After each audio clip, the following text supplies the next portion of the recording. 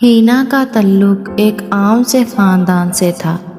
उसके वालिद रिक्शा चलाते थे और दिन रात मेहनत के बावजूद घर का भी खर्चा पूरा नहीं होता था। माँ सिलाई करती, छोटा भाई स्कूल जाता।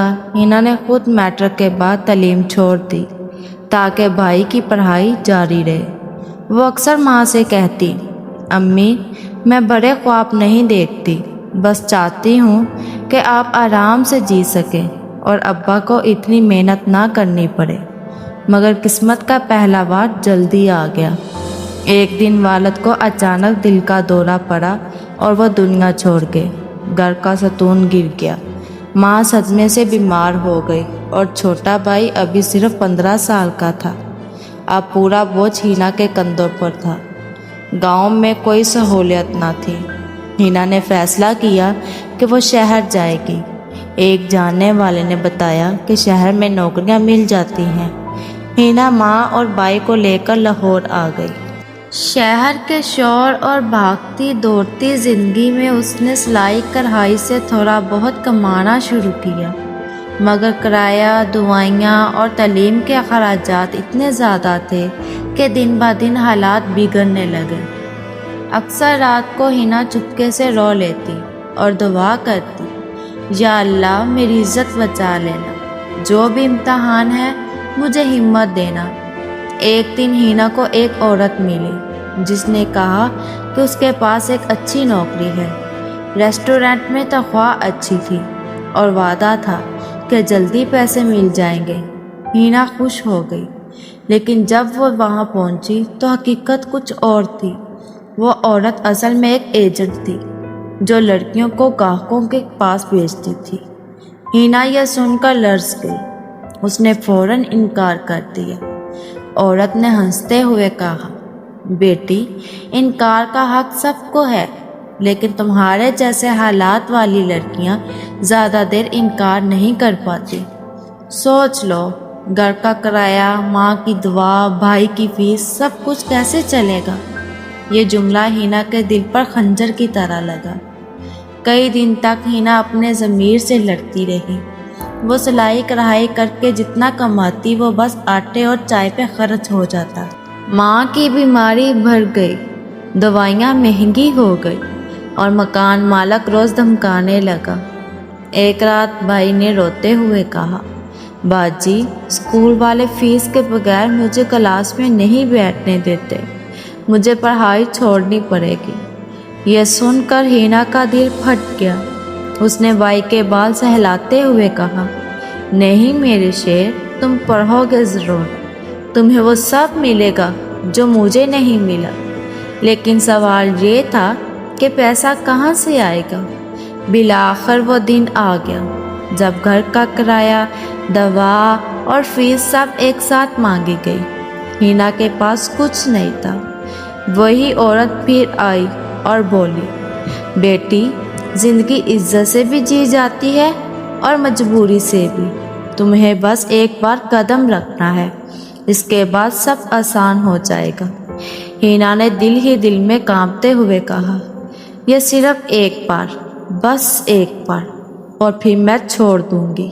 लेकिन वो जानती नहीं थी कि एक बार कदम रखने के बाद वापसी का रास्ता कितना कठिन होता है। वो रात हीना की ज़िंदगी की सबसे खौफनाक रात थी। वो एक अजनबी के सामने बैठी थी, आंखों में आंसू, दिल में खौफ और दिमाग में माँ और भाई के चेहरे।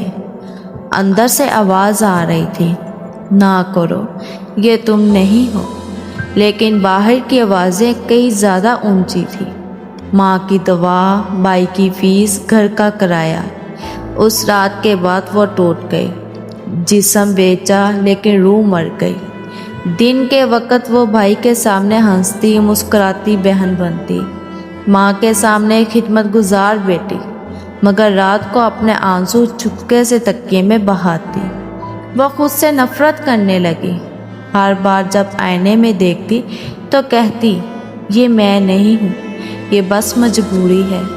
लेकिन हकीकत यही थी कि अब वो उस दुनिया का हिस्सा बन चुकी थी जहाँ से निकलना आसान नहीं था। कुछ महीने यूं ही गुजर गए। پھر ایک دن اس کی ملاقات ایک ایسے شخص سے ہوئی جو دوسروں سے بالکل مختلف تھا۔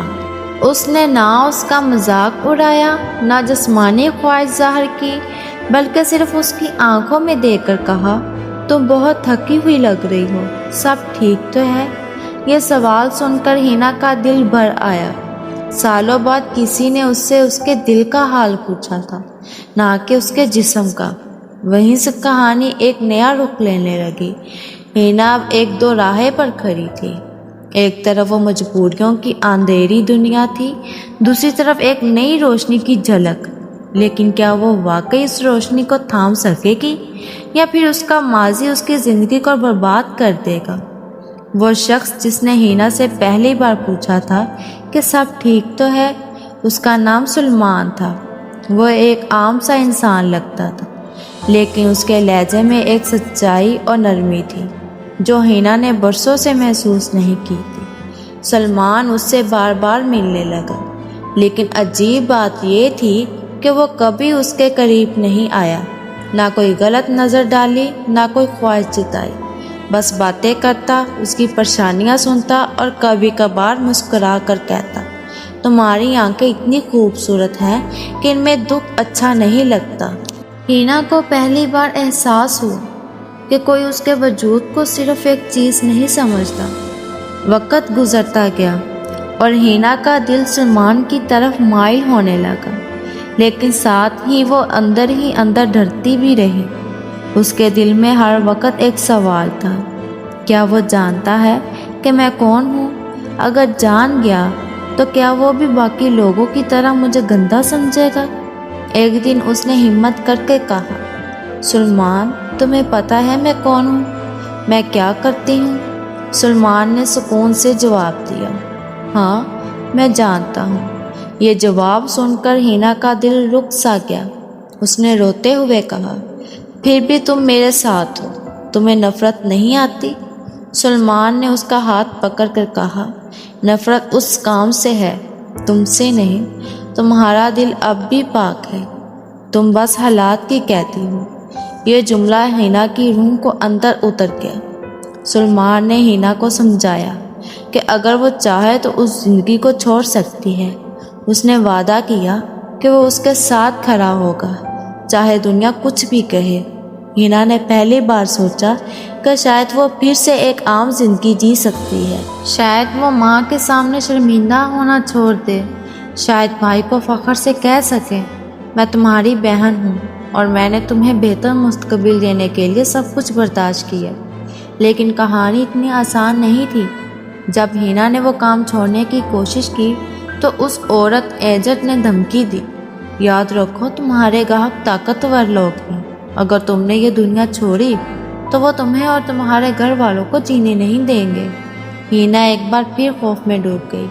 اسی دوران سلمان اس کے ساتھ کھڑا رہا۔